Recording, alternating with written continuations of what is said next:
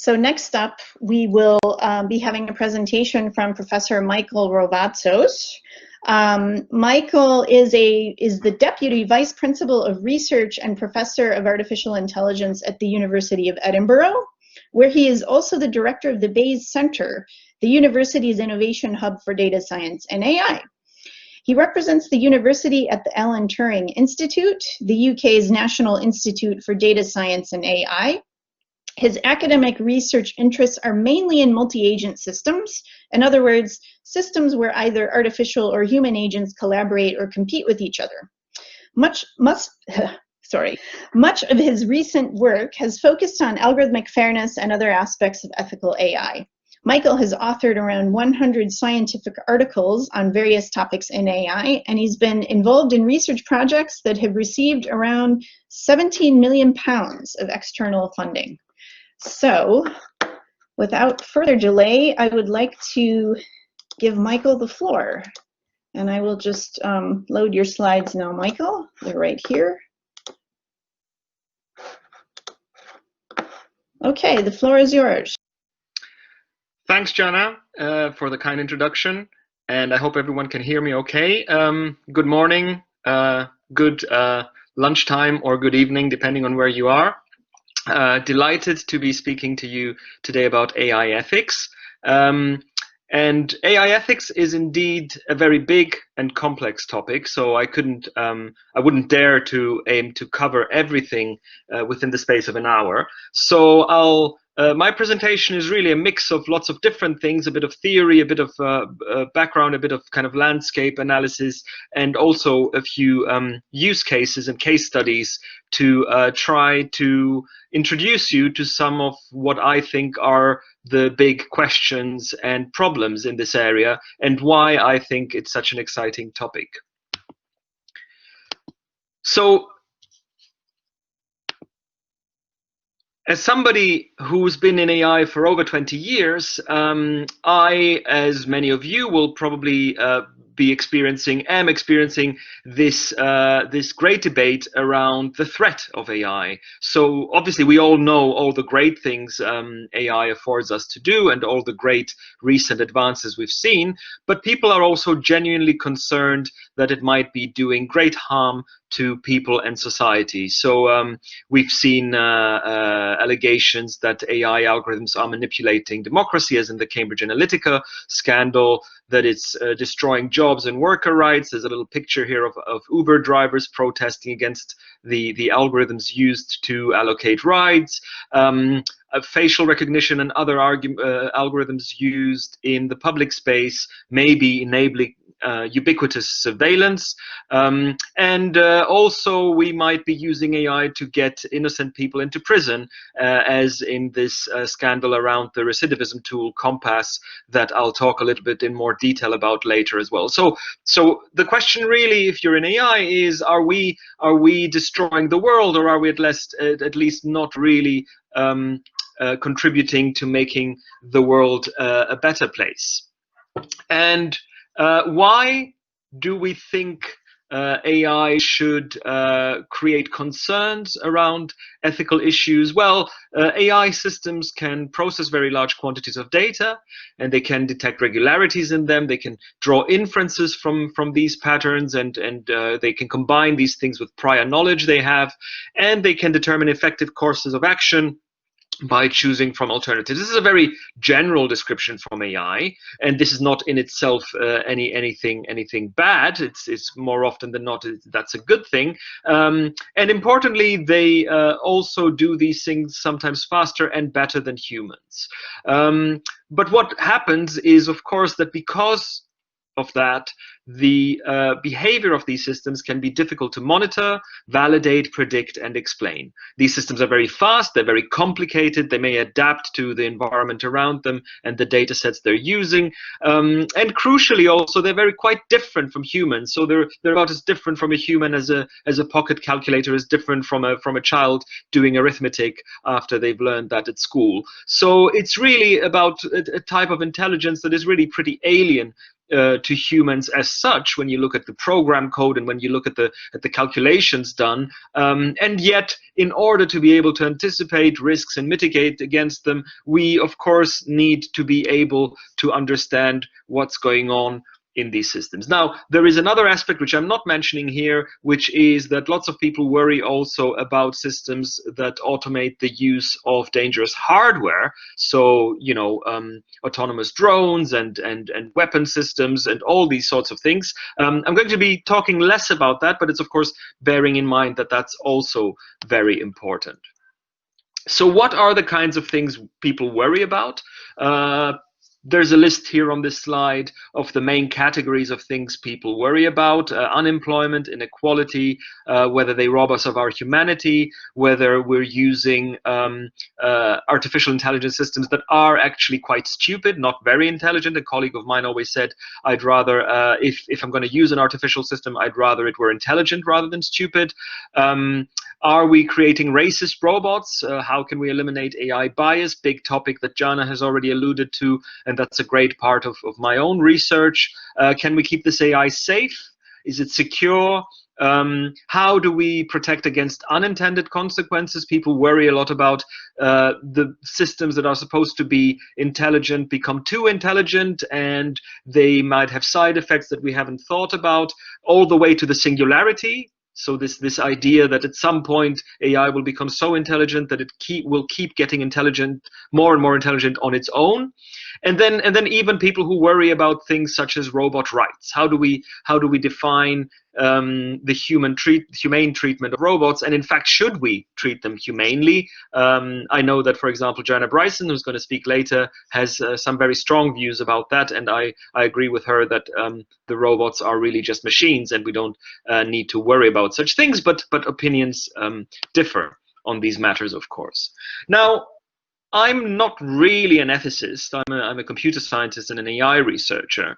So I think of this very much from an engineering perspective. And when I'm thinking about kind of building artifacts, then I want these artifacts to be safe. Right? So we talk a lot about ethics, and we talk a lot about very abstract and hypothetical and speculative questions. But really, we would want this sort of discipline to emerge that is safe. And it's very hard to specify what that might look like, because there are so many different dimensions. And if you're trying to keep your feet on the ground and try to talk about these in very, very concrete ways, you immediately get dragged into lots of different kind of speculative or mundane issues. So lots of people talk about the ethics of AI, but what they really mean is data protection and privacy. Others talk about very hypothetical scenarios like the singularity or you know, killer robots and the Terminator, which are kind of hypothetical and in the future. It doesn't really allow us to make things better right now.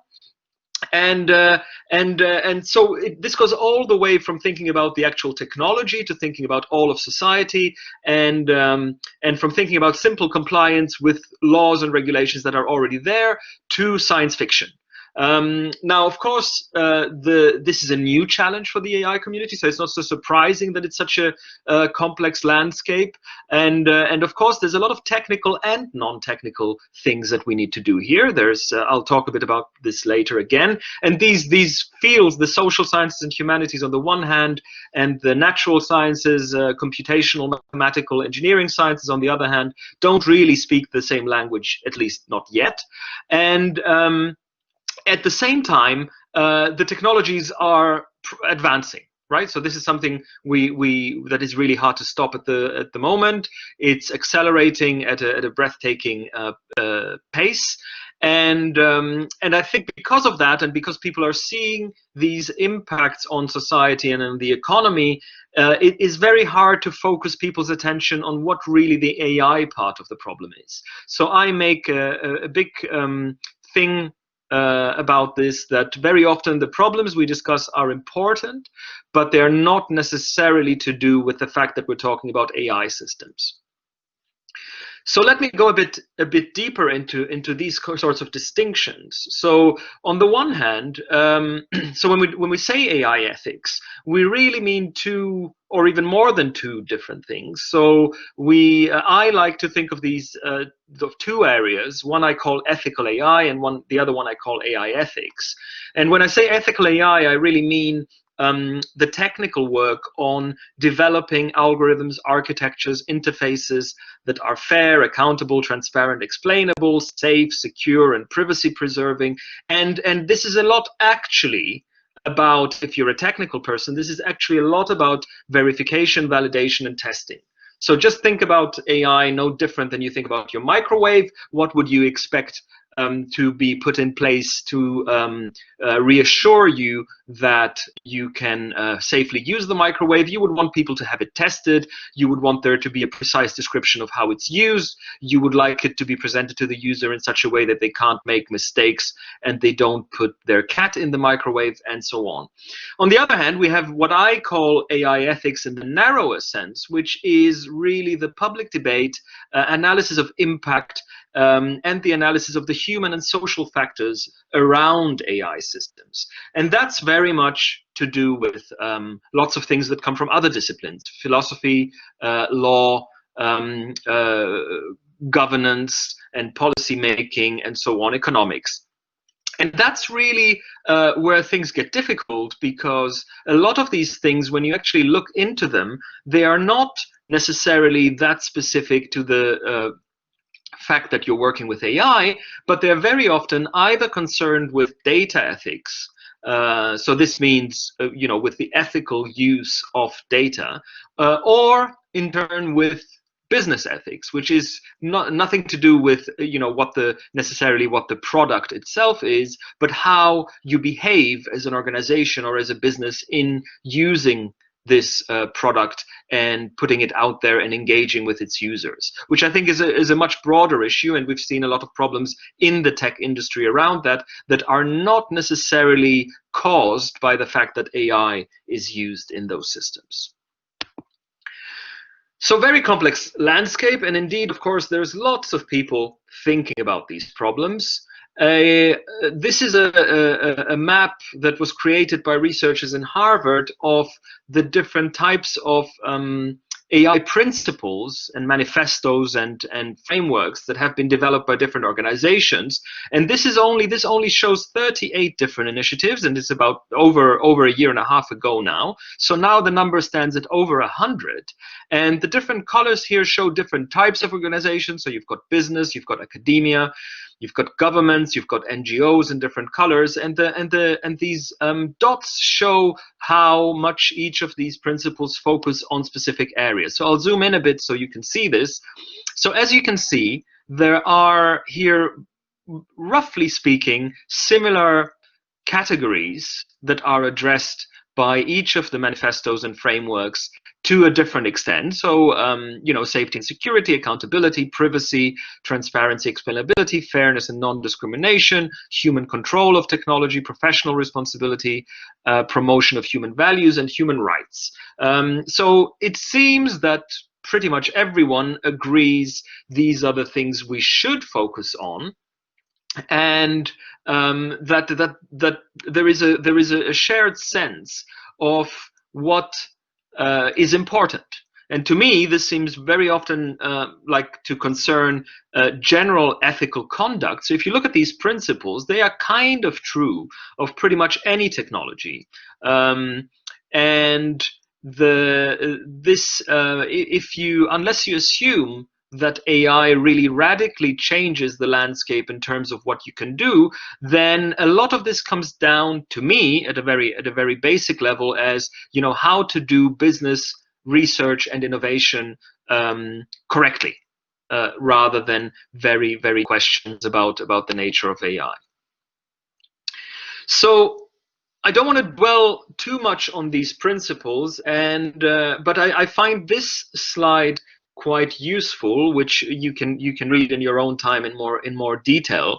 But I think it's a very nice summary of what we mean by those things, and I think it also shows how they are really far from trivial in terms of understanding what's involved. So let me take trust as an example. So everybody thinks, well, being able to trust a technology and trust the other users of a technology is a huge thing. We've all seen in recent politics what can happen when that breaks down. But trust isn't intrinsically valuable. So, for example, you shouldn't trust technology that might be bad for you, and you shouldn't trust, for example, the judgment of others necessarily of that technology. So it's kind of a double-edged sword. You can take any other category and you'll find out that again that there are always these tensions. So let's take autonomy, for example. Of course, autonomy is an important value. We value the ability of individuals to exercise control over their actions and their image. And of course, if we use data and infer things from the data that make other people have a stereotypical impression of us, or be prejudiced, or make assumptions that aren't correct, then as Jana described based on some of her work, of course, we see that that's a threat to self-determination. Now, on the other hand, of course, we all want to use technology to take off some of our cognitive effort from us. So we do want to be guided, and we do things to be automatic when they are useful and don't require additional work. So I've just used a couple of examples to highlight that ethics is really a tricky thing, because ultimately you're asking what is the right thing to do. And even if you have values that are more or less shared across different people and across different cultures, although it is important to point out that this cultural variation is more significant than people might assume, there is actually, the devil is always in the detail. And ethics often involves making these judgments based on, the pros and cons of making different decisions. So it's not by no means an easy undertaking. So I've kind of mentioned ethics in passing, but of course it is an area of study that goes back thousands of years, and I can by no means claim that I have a very deep understanding of it, but I think it is worth looking a little bit at kind of key distinctions and different directions. So ethics, broadly speaking, studies three different types of things. One is meta-ethics, so understanding what the meaning of a moral proposition is. So if I say, thou shalt not kill, what is the meaning of this? Or if I say, Bob did the right thing when he told his dying mother that she will in fact die, then what do these things mean really when we make these statements? Normative ethics is about determining a moral course of action. So looking at a certain behavior or different options and trying to understand what should the principles be by which we determine what is right and wrong. And then finally, we have applied ethics, which concern what to do in a specific domain of action. So bioethics, for example, is a discipline that has developed greatly, and where people really think about this specific domain and what it means to make ethical choices there and behave ethically. So I want to focus a little bit more on normative ethics, because normative ethics is really the place where we look for theories that would allow us to determine what is right and what is wrong. And there are, broadly speaking, three directions here. One is deontological ethics. So deontology generally emphasizes principles of obligation and duty. So you will find this in a lot of idealist philosophy, like with Kant, where the idea is that you have rules that actually tell you what's right or wrong. In Christian culture, we have the Ten Commandments, but other cultures have other such similar principles, and they are generally encoded as rules, and the imperative to the individual is really to follow those rules. Then we've got virtue ethics, Now, virtue ethics is somewhat more complicated because it really emphasizes the role of character and virtue. So, philosophers like Aristotle, for example, have emphasized that being a moral person isn't really so much about what rule you apply in what situation, but it's more about how you have been brought up and educated yourself and how you have developed to be able to behave in a virtuous way. So we associate that very often with difficult ethical situations where we don't think that there is a single answer, but we can identify when people seem to be acting responsibly and with wisdom and with consideration for all different aspects. So while this may sound very, very abstract, it is actually something we apply very often in everyday life situations where we look at how when we're judging individual behavior. And then finally, consequentialist ethics. Now, this is very important in fields like AI and data and anything that is to do with computers and maths and quantitative things. Consequentialist ethics, or often also called utilitarianism, emphasize the cost-benefit analysis of consequences. So people like Jeremy Bentham or John Stuart Mill pioneered this, and it's closely related to kind of a history of thought in economics and the emergence of capitalism and so on. And the idea basically here is that if we can quantify the benefit or the harm to each individual, and our maxim as a society is to maximize the individual happiness, the total happiness of society, then we would make choices by virtue of analyzing what option would provide most utility to most people or minimize the harm to most people. So it's a very quantitative notion and a notion based on consequences. So we don't actually judge the act, we judge its consequences by whether people are better off or worse off, and who is better off and who is worse off in depending on what decision we make.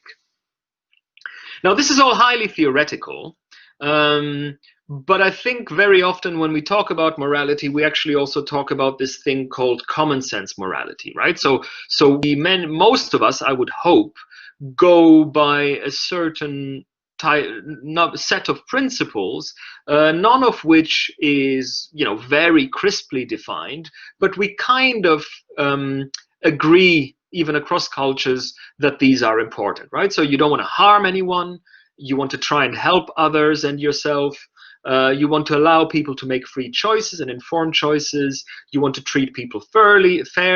If you have different options, you want to choose the one that gives most benefit and least harm. You want to keep your promises and agreements. This is very much to do with being predictable and allowing others to not be afraid of chaos, but being able to have expectations about what others around them do. You shouldn't lie or defraud, deceive, or mislead people. So there is something around communication and behavior that is around the veracity of what you do, and that you don't want to have kind of create fake images of reality and influence others on that basis. And finally, privacy, respecting personal privacy and confidentiality. So this is in fact a very new thing in human history. It's only existed for about 150 years. But we do generally think that people have a right not to have to do everything publicly. People have a right to determine how they present themselves in everyday life. And also many social scientists believe that is actually a very important foundation of modern society, because otherwise you wouldn't be able to direct your interactions as you want. So, if everybody knew what your doctor and your priest knows, then we wouldn't be able to manage our relationships as we do. So I think this is very often a set of criteria that people look at when they judge ethical behavior in practice, rather than going very deeply into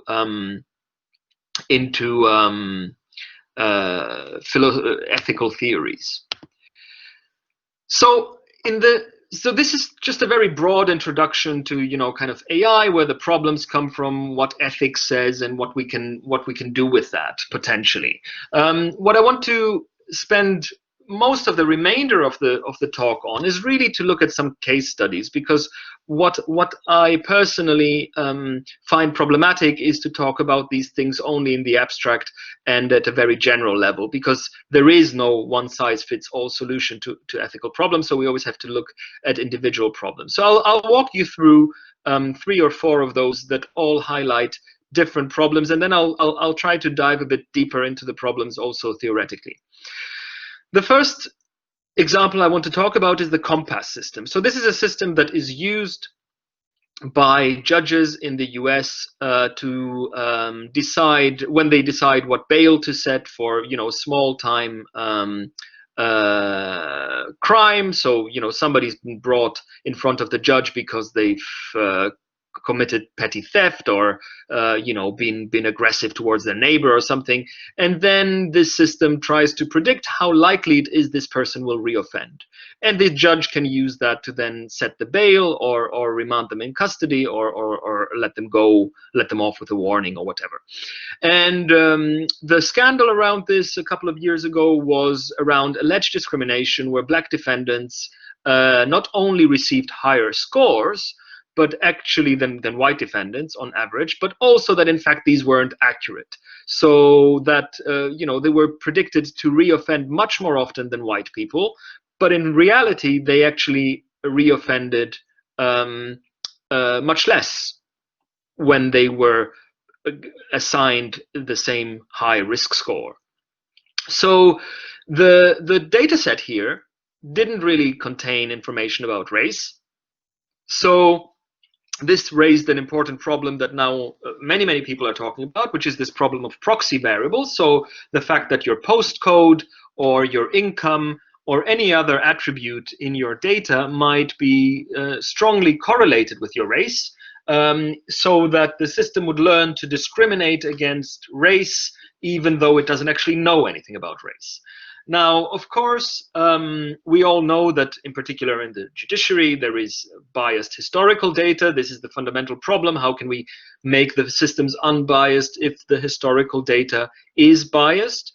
And also a whole area has emerged around different fairness metrics. There's over 20 of those at the moment that are quite popular, and they're different and conflicting.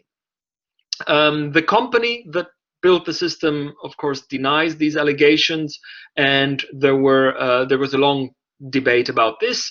But in my view, the key problem actually here, the reason that this happened, was that the risk and impact on the stakeholders was not appropriately considered, and also that they were actually not consulted. So basically the situation is you have a judiciary system that is probably not very expert at understanding the risks of machine learning systems, adopting something that a vendor provided, and not much transparent information about how stakeholders were involved in the development, how the risks were assessed, how what standards the company claimed it would comply with. And this goes back to kind of my microwave point, which is that this problem we see here very often, that it seems that a lot of these problems come from negligence rather than from some fundamental issue in AI, the AI that's used in the system.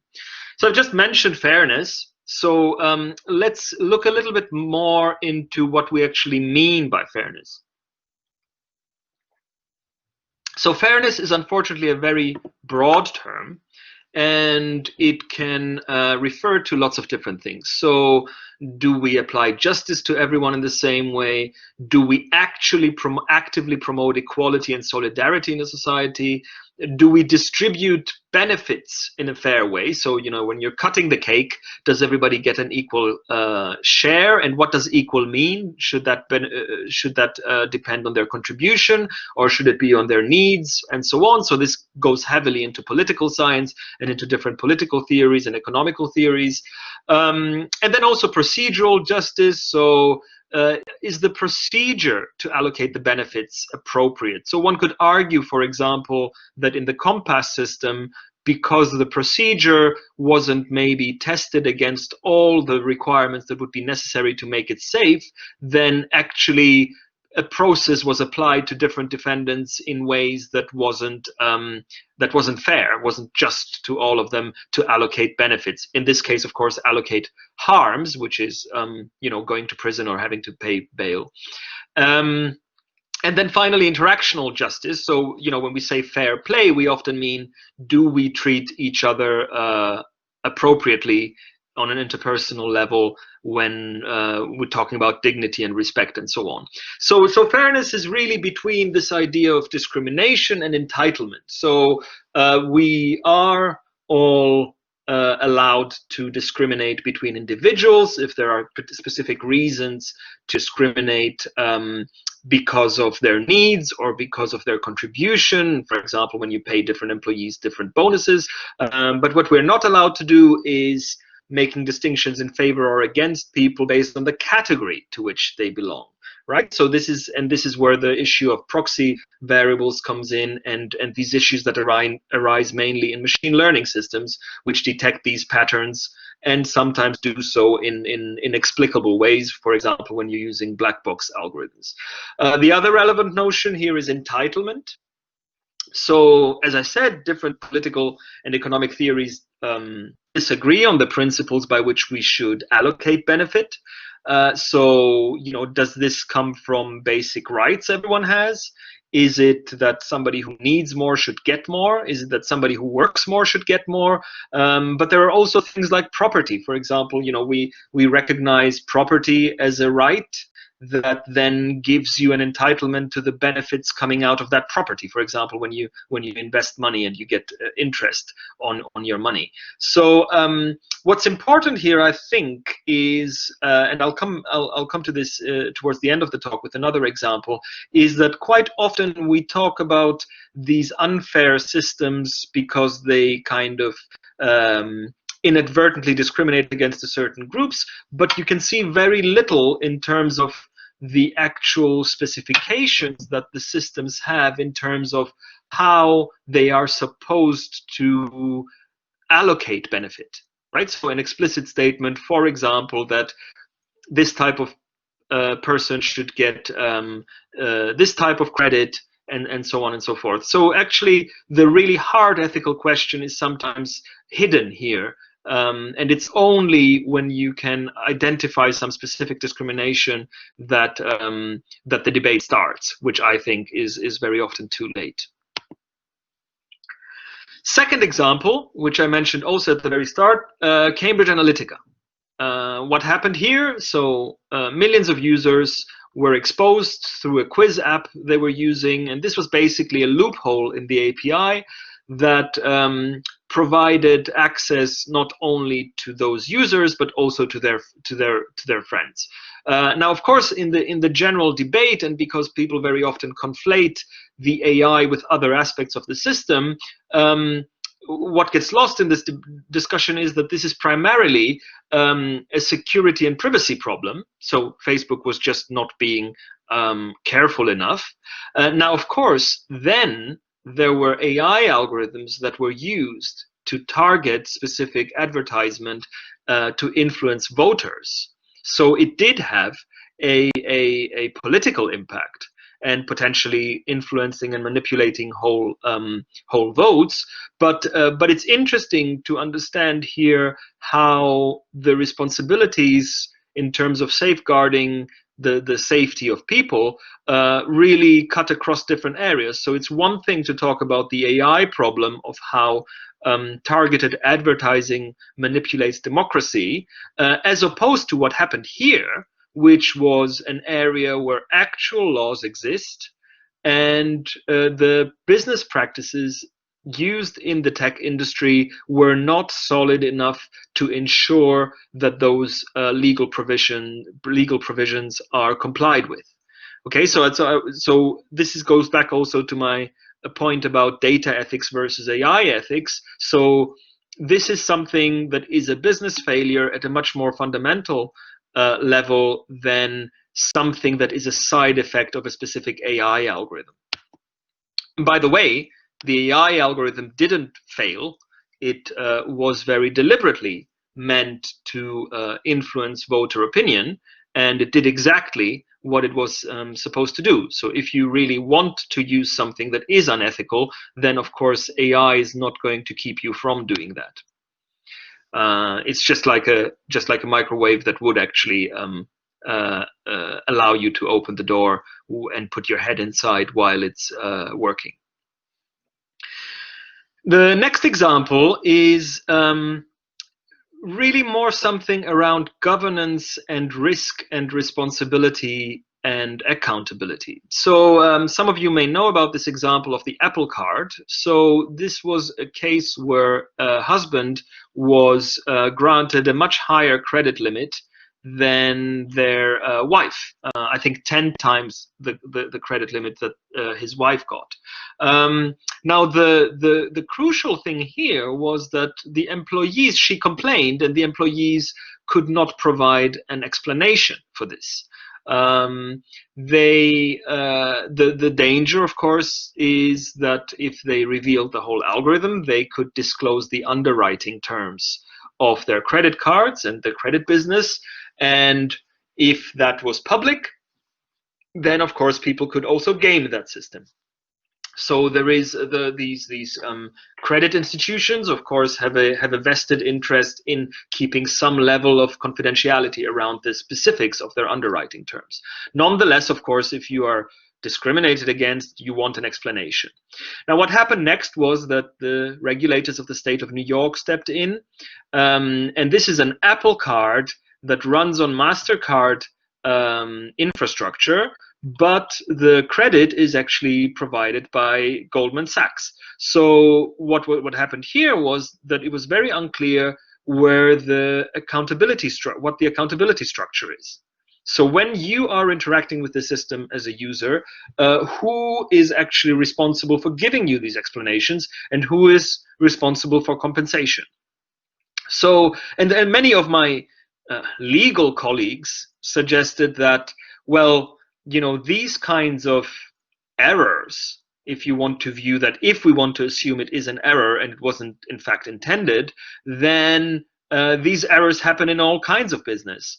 And quite often what you need is you need appropriate mechanisms of redress. You know, you should have a complaint procedure, you should have a compensation procedure, adjudication, and so on. So in my view, what happened here was that there was lack of appropriate risk and incident management processes. So I think the companies involved in this should think about what types, when you have automated decision making, what types of customer complaints should arise and how these will be dealt with.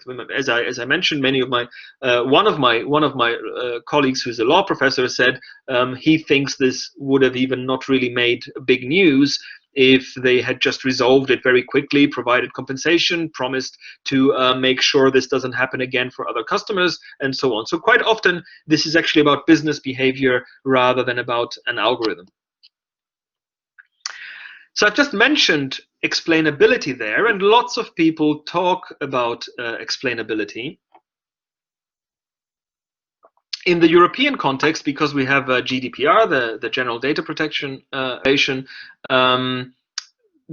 we are very interested in explainability because there is a provision in GDPR that gives you a right to explanation, although it doesn't seem to be quite clear what that means in the detail.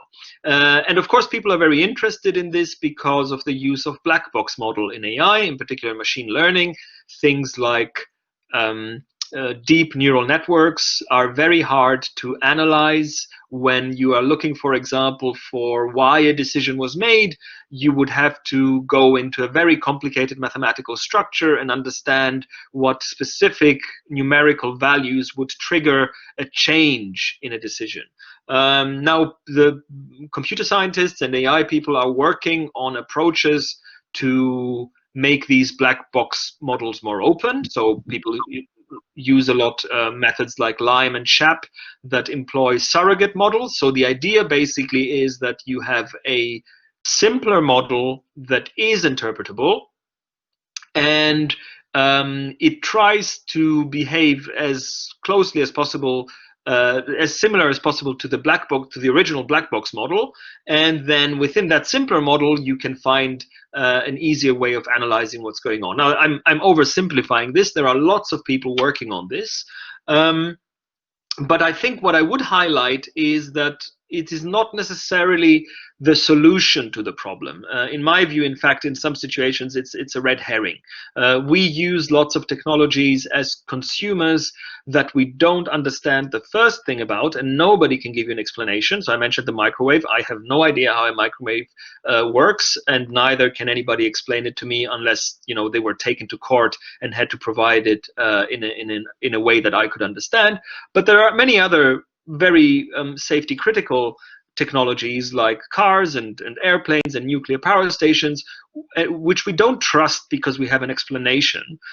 We trust them because there are safety guarantees, and we trust them because there is an institutional scaffolding around them. There are mechanisms for redress and compensation. There are clear responsibility structures and risk management structures, and that's why we trust these things, not because we get explanations. The other thing to say is that, of course, providing the right stakeholders with the right information to make informed choices is complicated. Very often when we say explainability, we really mean explainability for the expert. We don't mean explainability for the user, because as I've experienced in my own research, actually it is extremely difficult to talk about these things to lay users in detail. Final example is Trivago. So Trivago did this thing where customers thought they would get the cheapest deals on hotels and travel, but actually higher paying advertisers had their products promoted. Now this, so in fact, they did not get the cheapest deals necessarily, but those that were promoted through advertisement. Now, this is an issue of misinformation, but of course, there is also an issue of fairness to the customers and providers. And this really is about the distributive fairness. So, for example, if I have a cheaper hotel room to offer as a business, am I getting disadvantaged just because I'm not paying for additional advertisement? Now, this is ethically not a hard problem, because the misadvertisement and undermining competition was something that was actively done. It was in fact the objective of the algorithm, or at least a known side effect. So this is just bad behavior, and it's actually fairly easy to identify why this is wrong. And I mentioned distributive fairness earlier on. This is a problem that I think is somewhat overlooked in many systems like search engines, recommender systems, but even when you're getting your ride on Uber or getting your Deliveroo take home meal, algorithms don't just do statistical analysis. After they do that, then and there is an issue of fairness, which I've mentioned before. Effectively, when they do that, they always do that to allocate benefit or harm to someone. And what is really tricky here is to set out the objectives for what we mean by fairness. So take the Apple Card example and take different types of customers who might be applying for credit. How would you think about how you would go about defining what type of customer has what entitlement to what type of credit? Right? So let's say as a bank, you have $100 million to give away each year.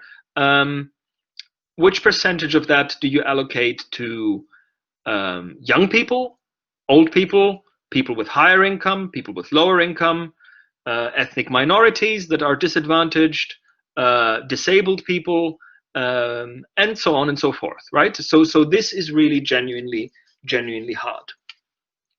So I've got about 15 minutes left. So I want to, just on this slide, I've just summarized some of the problems. I think I've tried to describe, I think it was implicit in my examples, but I think there are three types of problems. One is regulatory. So we want all of the above. People want them to be people want AI to be regulated, but in fact each of these problems is different. So we need some kind of precision regulation, and regulators at the moment aren't actually that don't find it easy to navigate that space. Also, very often we want things to be regulated that we kind of want these systems to be even more perfect than humans. Maybe that's justified because they are machines, and if we're using them, they should be less biased than humans.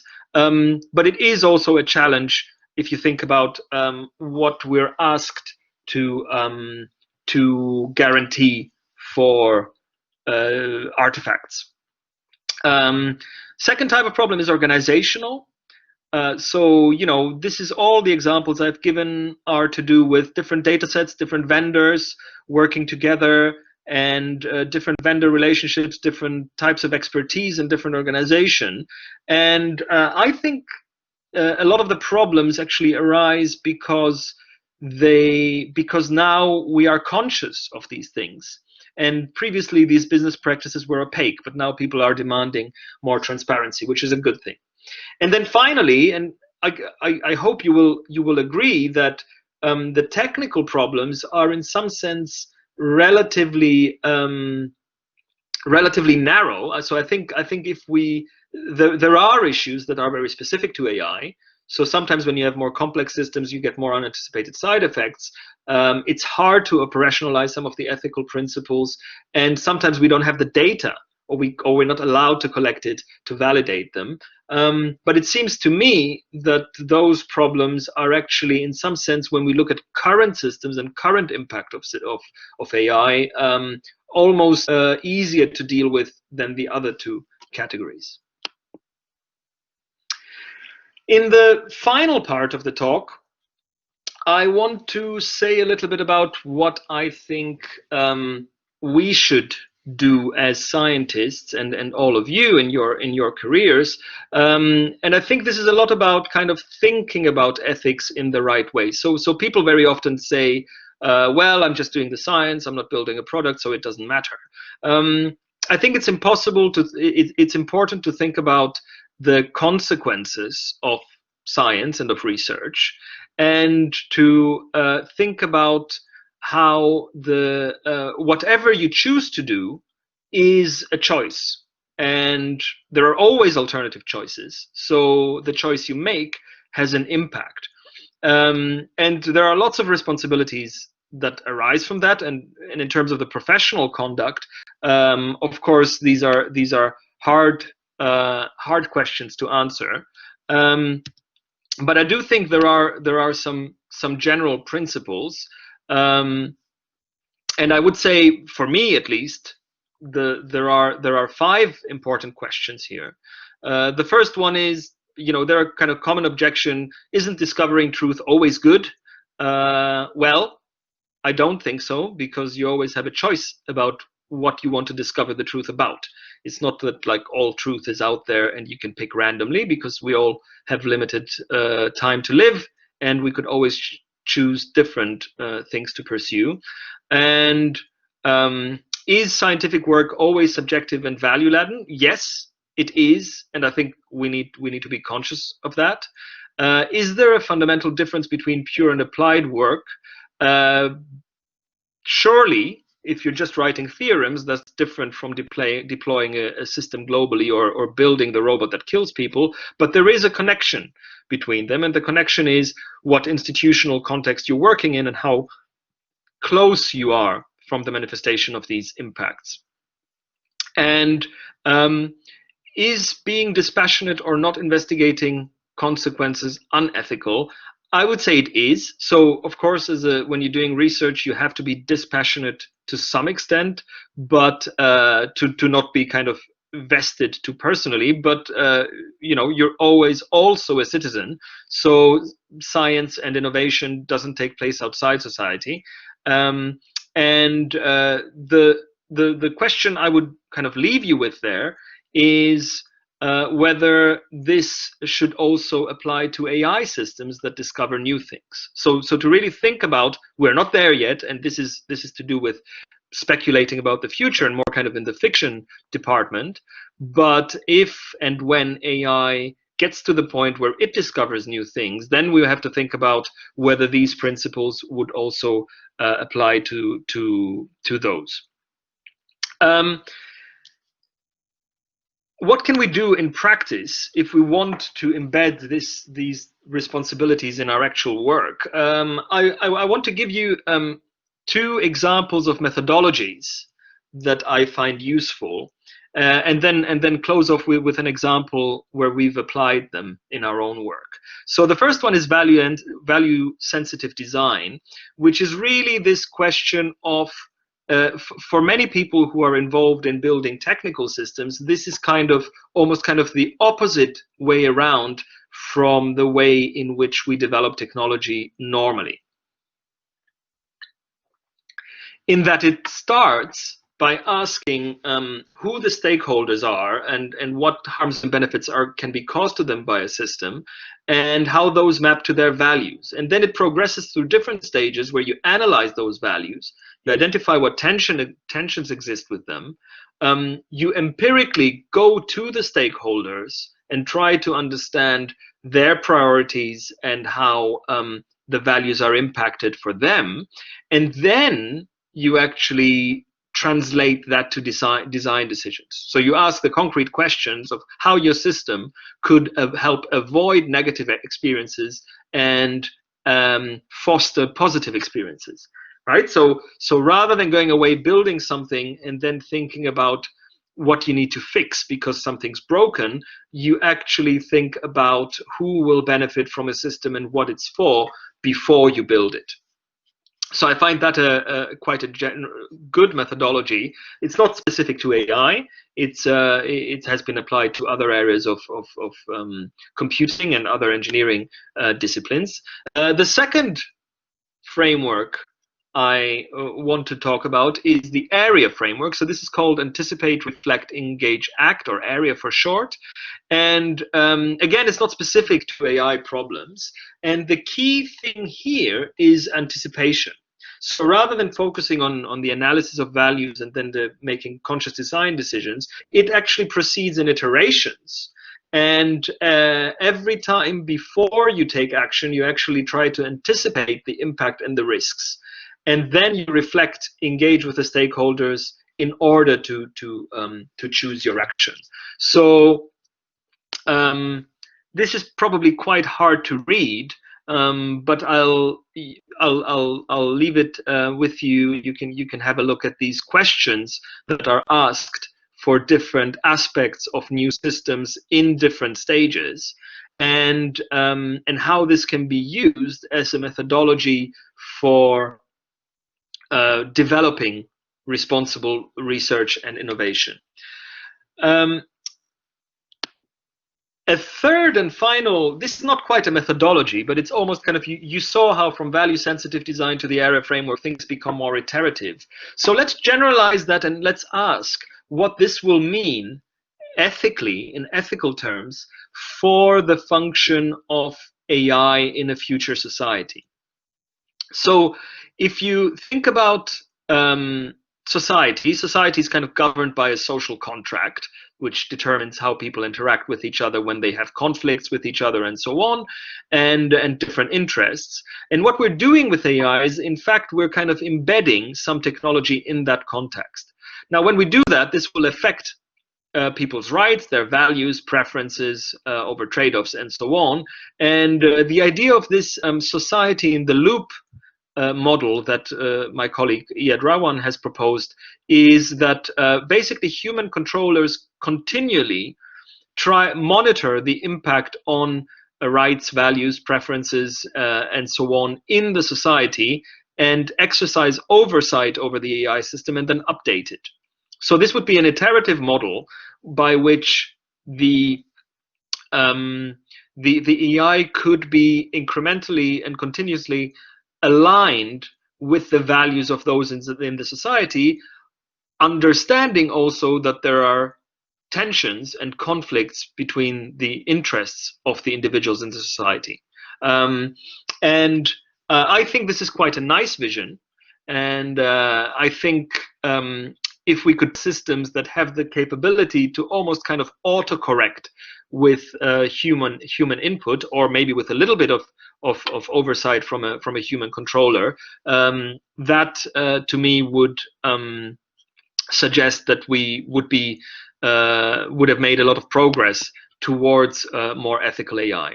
So I want to close off with a small experiment we've done that tries to follow precisely this notion. So remember, I mentioned distributive fairness, and I mentioned how important it is when we allocate a scarce resource. So we did a lot of experiments in one of my projects where we did this with real people, and we tried to allocate some scarce resource like accommodation, student accommodation, for example, or essay topics, and we ask everybody to rank all available options. So think of this as a cake where different parts of the cake have different fruit on them, and you are asked to say, well, I want kiwi a bit more than apple, and apple a bit more than peach, and waffle a bit less than raspberry, right? So you ask people, you give them different options, let's say different flats or different apartments and different essay topics, and you say, well, tell us which of these is worth 7, which of these is worth 6, 5, 4, 3, and so on. So a higher utility means you are getting something that is better for you. And in this diagram, you can see we told them, without telling them what the algorithms do, we told them, well, here's 5 algorithms, 1 to 5, and here is what distribution of benefit each of these algorithms causes. Okay, so the red dot is the average utility everyone gets, and the blue areas tells you how many people got what value. So for example, in algorithm 3, most people got a 7, so they got really their top choice. Quite a lot of people got a 6, a few people got a 5, and a few people got a 4. So this is how you should read this. This gives you a distribution of utility according to 5 different algorithms. Now, initially, we didn't tell them what these algorithms do. And in fact, it doesn't really matter that much what exactly they do. They encode different societal objectives. So for example, algorithm 5 makes everybody as equal as possible, right? So you can see under 5 that almost everybody gets the same score, but it's a very low score. Algorithm 4 tries to lift up the people who are worst off. So the poorest, we're trying to improve the outcome for the poorest people. Algorithm 3 maximizes the total benefit, so the sum of everyone's utility. So that if you added all the 7s to the 6 and so on, then this is what you would get as an optimal as this is what the algorithm would compute. And algorithms 1 and 2 apply a mix of these. So they try to do a bit of this and a bit of that. Now, the interesting thing here is that, if you do surveys, then people tell you, I like this algorithm more than this other one. I think this one was fairer than some other algorithm. But once you've told them what the algorithms do, their opinion changes significantly. Okay, and I think if you now recall this idea of society in the loop, there is an interesting problem here. So what we were trying to do is we were saying, okay, here are different algorithms. You tell us, the society tells us which one's best. And then we would use the one that's best for everyone. But it turns out this really depends on what you tell people about the algorithms. So I once gave a presentation about this where somebody was very depressed in the audience, and when I asked him, he said why he's so negative. He said, well, this means that ultimately the people, although they do have their own values and preferences, what you tell them about the AI system will influence their judgment. So just because you can elicit and crowdsource ethical principles doesn't mean you cannot manipulate people. Final problem, I just have 1 minute left, but final problem is also that what you can actually do with algorithms. So some of the responses we got from participants were extremely interested. So some people said, for example, people shouldn't differ in utility too much. Okay, as an algorithm designer, I can design that into the algorithm. But they had other suggestions, like, for example, no one is left behind alone, which is something I would not be able to make an optimization criterion. It's very hard to describe in a larger system and very hard to compute.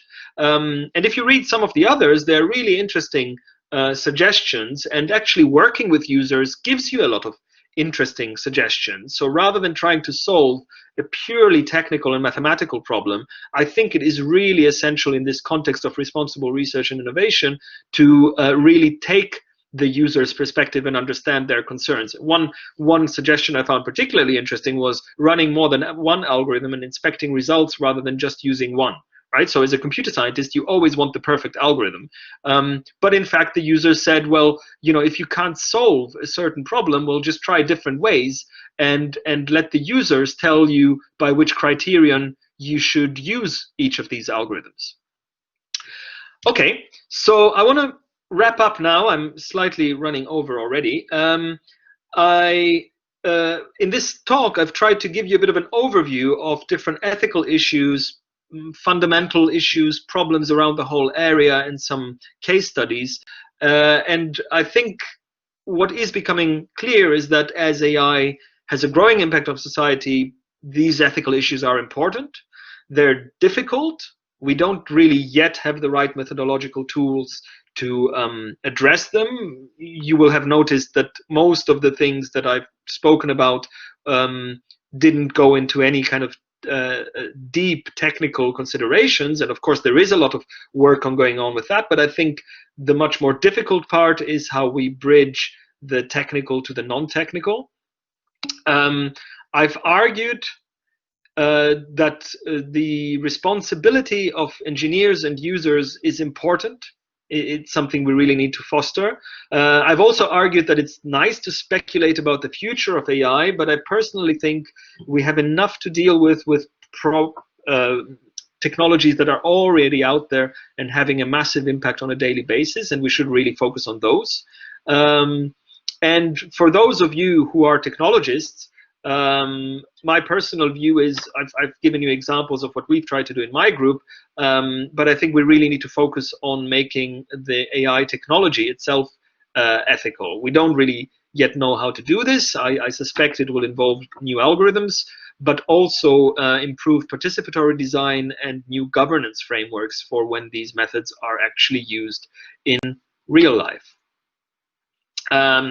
So I'll leave you with this open-ended question of, AI is an exciting technology. We don't know whether it's going to ultimately empower people and assist us in everything we do or manipulate us, whether it's going to lead to total personalization or total surveillance, and whether it's going to lead to collective intelligence or to humans working for machines. So it's up to all of us to answer this question and make sure we achieve the right outcomes for humanity.